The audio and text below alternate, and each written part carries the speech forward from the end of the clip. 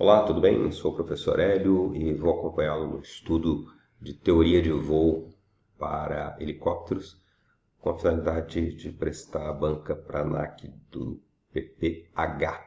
Então, esse curso aí é bem compacto, ele vai se basear na apostila, no que está escrito aí na teoria, a aula apenas para dinamizar aí o nosso estudo e iniciar um canal de comunicação aí para alguma dúvida. Então, na apostila que você recebeu aí, você vai ter uma série de assuntos que foram organizados de uma forma didática para que você compreenda todo aquele conteúdo que deverá ser cobrado na ANAC. Uma introdução, uma parte de história que faz parte do conteúdo, mas geralmente não é cobrada, princípios de física aerodinâmica que correspondem ao que é estudado lá no PP, uma parte das seções do helicóptero, que já começa as diferenças entre o PPA e PPH, rotores e a classificação dos helicópteros quanto à forma como os rotores são instalados,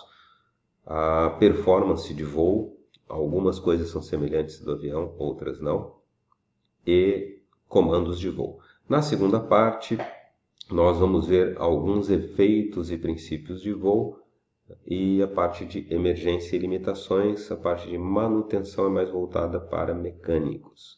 Então aqui nós temos uma introdução, uma história, como eu disse, geralmente não é cobrado, é interessante ler para se ter um conhecimento geral aí a respeito da máquina que nós pretendemos voar. O helicóptero, suas origens, as dificuldades que foram encontradas, porque essas dificuldades geraram soluções que estão nas aeronaves modernas e que nós temos que saber como lidar com elas, saber para que esses dispositivos existem.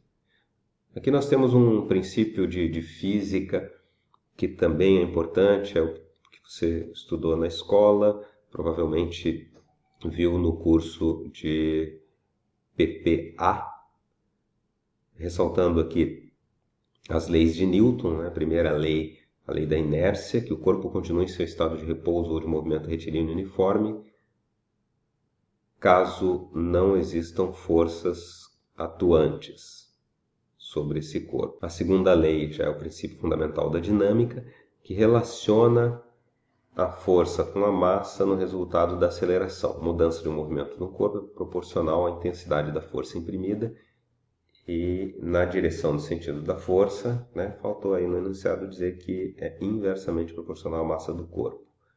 E o princípio da ação e reação, terceira lei de Newton, a toda ação corresponde a uma ação de mesma intensidade, mesma direção e sentido oposto. Então aqui nós temos unidades de medida, a diferença entre peso e massa, as unidades usadas aí para peso e massa, aplicações das leis, lei da inércia, lei da ação e reação, tudo isso que você pode ler aí de forma tranquila e calma. Conceitos de vetores, aliás, o vetor é uma entidade matemática que representa uma grandeza que necessita de direção e sentido para ser devidamente definida, e nós vamos usar bastante isso em aviação, principalmente com o vetor velocidade. A soma de vetores é diferente da soma de grandezas escalares. Quando você soma duas massas, uma de 10, uma de 2, você vai obter 12. Quando você soma duas velocidades, uma de 10 e uma de 2, não vai obter necessariamente 12, pode obter desde 8 até 12, conforme a direção dessas velocidades que tem relevância quando se trata de vetores.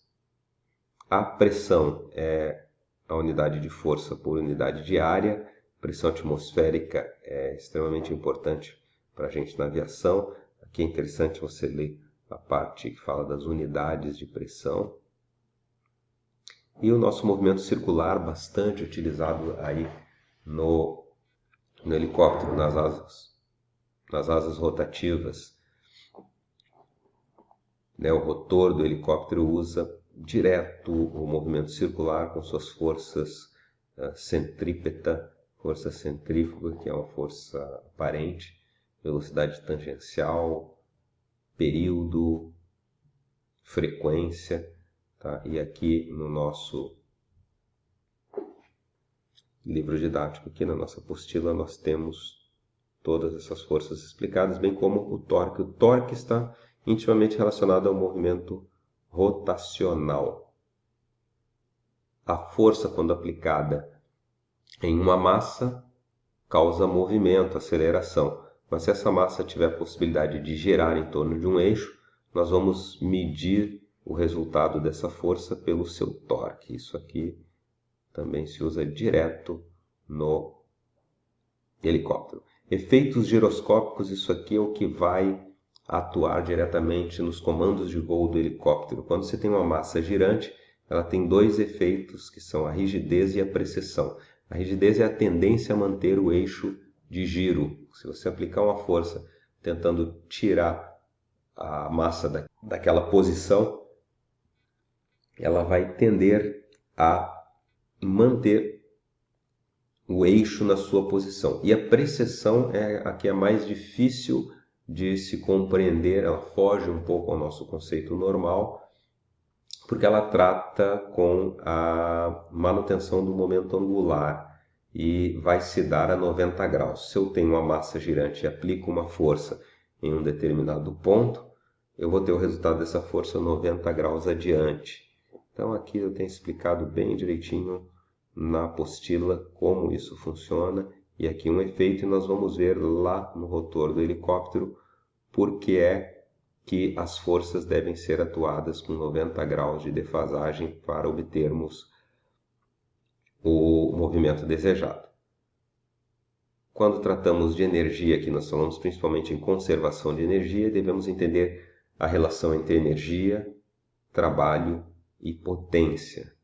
Trabalho é a medida de força por deslocamento, o efeito de uma força. A energia é a capacidade de gerar trabalho, tanto a energia quanto o trabalho são medidas com as mesmas unidades. A energia ela pode ser acumulada, pode ser transformada, e a potência é a realização de trabalho por unidade de tempo. Tudo isso a ser usado na aviação. Se você não lembra da equação de Bernoulli estudada para as asas fixas, aqui tem uma explicação bem detalhada do que é a equação de Bernoulli e como o movimento de ar em torno de um aerofólio vai acabar provocando a força de sustentação.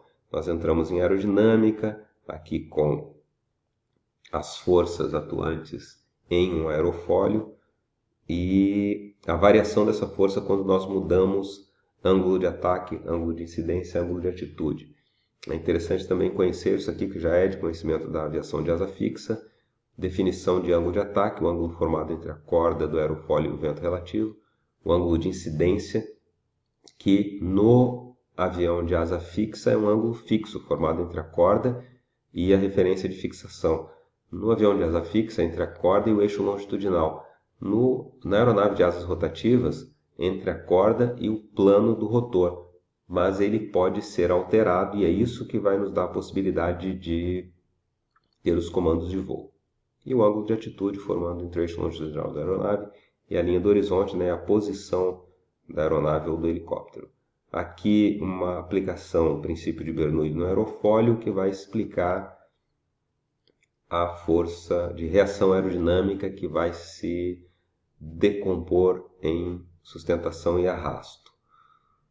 Relembramos aqui perfil simétrico e perfil assimétrico. Na aviação de asa fixa, costumamos usar o perfil assimétrico, que já dá uma sustentação inicial. Nas asas rotativas, usamos o perfil simétrico, porque nós temos o movimento do ângulo de incidência, que dá o efeito da assimetria, com a vantagem de ser variável e sem a desvantagem de oferecer momentos de força no eixo do rotor. Temos aqui as seções do helicóptero, um pouco diferente do avião, né? Seção central, seção dianteira, seção traseira, rotor, com todas as suas explicações aqui. porque depois nós entramos na parte de rotores, que vai nos classificar os diversos tipos de helicóptero. A seção central do helicóptero, onde é fixado o rotor principal, vai sofrer um efeito pela ação e reação, efeito de torque, de que quando o rotor principal gira para um lado, essa seção tende a girar para o outro. A solução mais simples que se usa é colocar o rotor de cauda gerando um torque do lado oposto. Mas existem outras configurações que vão causar a solução. Então, no caso do rotor simples, eu tenho o rotor principal e lá um rotor de cauda simples gerando um torque no sentido oposto e evitando que o helicóptero fique girando para o lado oposto do rotor principal. Eu mantenho o alinhamento da fuselagem da seção central através de um contratorque lá do rotor de cauda. Esse é o rotor simples. Mas eu poderia usar também dois rotores girando cada um para um lado e evitando com isso o movimento da fuselagem. Essa solução é chamada de rotor duplo coaxial. Mais complicada, mas olhando de fora é um desenho mais simples, não tem aquela cauda. O rotor duplo sincronizado, ele evita que eu tenha o mesmo eixo, mas com duas partes, uma girando para um lado, outra girando para o outro. Aqui eu tenho dois eixos levemente separados, mas ele precisa de uma sincronização para que esses rotores não se choquem. O rotor em tandem seriam dois rotores, um atrás do outro. E o duplo lado a lado, uma situação menos comum, um ao lado do outro. É interessante que você leia cada uma dessas descrições, vendo principalmente quais são as vantagens e as desvantagens de cada uma. Hoje é mais usada rotor simples, aquela primeira, que tem algumas desvantagens, você vai ver, em relação ao vento, à área ocupada, mas acaba sendo a mais utilizada porque traz mais vantagens que desvantagens. Aqui a definição de alguns planos e eixos de referência, que é interessante a gente saber para poder orientar aí os movimentos quando nós formos estudar. Então nós temos um plano de rotação, que é aquele plano definido pelo círculo formado pela trajetória das pontas das pás dos rotores. Ele é o plano que contém o disco do rotor. O eixo de rotação é o eixo perpendicular a esse plano. Nós chamamos de solidez a relação entre área da pá e área do disco. Eu posso ter um disco do mesmo tamanho em um rotor com duas pás, ou um disco com aquele mesmo tamanho, um rotor com quatro pás. O rotor com quatro pás vai ter mais áreas preenchidas, vamos dizer assim, quando parado, do que o rotor só com duas pás. Ele tem uma solidez maior. É como se fosse um disco que no rotor com mais pás é mais sólido do que no rotor com menos pás. Razão de carga é a razão entre a área do disco rotor e o peso bruto da aeronave. Importantíssimo isso aí para helicópteros que carregam cargas. A área útil de sustentação é a projeção do disco do rotor no plano horizontal. Então, o mesmo disco de rotor, conforme a posição da aeronave ou a posição das pás, pode produzir uma área útil de sustentação diferente, como você vê aí na figura. E aí nós temos aqueles três eixos de orientação, aqueles três eixos de referência, que são iguais aos do avião. Eixo vertical, eixo lateral e eixo longitudinal, que depois vão aparecer novamente no rotor. Aqui no rotor nós temos também eixo vertical, eixo longitudinal e eixo transversal. Observe aí a disposição e a diferença. Eixo longitudinal na aeronave como um todo é aquele eixo que vai ao longo da fuselagem. Lateral ou transversal, de um lado para o outro, se fosse no avião, acompanhando a direção das asas. E o vertical, de cima para baixo. Na cabeça do rotor, o eixo vertical é de cima para baixo, esse coincide, mas o longitudinal é ao longo da pá. Então, se eu comparar a pá com a asa fixa, o eixo longitudinal do rotor coincide com o eixo lateral do asa fixa. E o eixo transversal coincidiria com o longitudinal. Então, esse longitudinal do rotor, ele é longitudinal em relação a pá. É importante a gente saber isso porque nós vamos ver os movimentos em torno do eixo longitudinal, o movimento em torno do eixo transversal e o movimento em torno do eixo vertical, como você viu lá em asa fixa, que aqui tinha os movimentos falando do eixo longitudinal, vertical e lateral da aeronave como um todo. Nós temos movimento de guinada, arfagem ou tangagem e rolamento ou bancagem. Aqui no eixo do rotor, nós vamos ter movimentos da pá do rotor em relação a esses eixos com nomes diferentes. Então aqui nós temos o rotor principal, aqui a pá, as seções da pá, ela tende a ser mais fina nas pontas, aqui mais grossa na parte central. Essa parte central vai ter um determinado ângulo de ataque que pode variar enquanto vai para a ponta. A parte da ponta é a que tem uma velocidade maior, mas não tem tanto esforço estrutural quanto a parte de fixação. Então aqui eu tenho que ter uma região mais grossa, porque tem um esforço estrutural maior. Para manter uma sustentação uniforme, a área aqui também tem que ser maior, porque a velocidade é menor. O ângulo de ataque também geralmente maior. Na ponta eu não tenho esforço estrutural, tenho uma velocidade maior, então eu posso ter uma área menor e um ângulo de ataque menor, às vezes até negativo. Isso dá torção. Aqui uma definição de alguns nomes que você precisa saber para entender depois as descrições do helicóptero, tudo explicado aqui. E aqui alguns tipos de rotores. O nosso rotor pode ter um movimento só de mudança de passo, esse é um movimento básico que tem que existir para poder controlar o helicóptero. Um batimento da pá, a pá pode, imagina o rotor parado, sem rotação. A pá pode subir ou descer, isso se chama batimento. Esse batimento pode ser feito tanto pelo material, aquela flexibilidade normal do material, quanto com a articulação. E o movimento de avanço e recuo.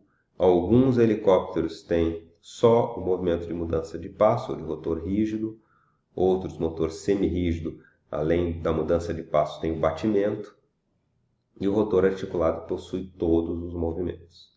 Então aqui uma tabela de resumo. Depois nós vemos aqui para o rotor de cauda, tem o convencional, que é como se fosse um rotor, muda de passo para mudar a força que é feita aqui para contrapor o torque. Fenestron tem uma janela aqui, uma moldura que vai proteger. O notar, que é um sistema que não possui rotor, mas uma expulsão de gases controlada.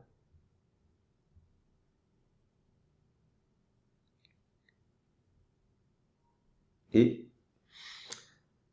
que é a parte de performance. Eu vou retornar aqui um pouquinho, porque eu pensei que mais à frente aqui falaria dos movimentos, tá? Da pá. Vou voltar aqui na parte dos movimentos da pá. Então, este movimento aqui de mudança de passo é um movimento realizado em torno do eixo longitudinal do rotor. O batimento é realizado em torno do eixo transversal ou lateral. E o avanço e recuo realizado em torno do eixo vertical, tá? Isso é importante. Observe depois lá os 3 eixos aqui do rotor e aqueles movimentos que você aprendeu na asa fixa do avião. E você vai ver que tem esses nomes aqui, ó. Em torno do eixo longitudinal, a mudança de passo. Em torno do eixo lateral ou transversal, o batimento. Em torno do eixo vertical, o avanço ou o recuo. Tá? Voltei aqui porque eu imaginei que mais à frente teria isso explicado, mas não tinha, e nós continuamos aqui com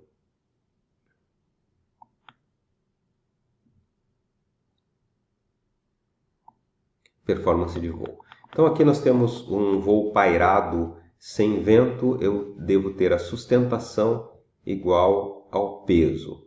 No helicóptero nós temos a vantagem de não precisar do deslocamento para obter a sustentação. Com o deslocamento nós temos um pouco mais de sustentação, mas ela não é fundamental como na aeronave de asa fixa. Se eu tiver um pairado com vento, eu, na verdade, tenho um movimento relativo ao ar. Então, eu tenho que produzir uma pequena tração. Eu inclino o disco para produzir essa tração, para manter a aeronave fixa em relação ao solo. No voo vertical, eu vou ter uma sustentação maior que o peso, no nivelado, sustentação igual ao peso. Se eu quiser um movimento para frente, eu vou ter que inclinar o disco de forma a uma parte da resultante aerodinâmica ser a sustentação e uma parte ser a tração e se contrapor ao arrasto.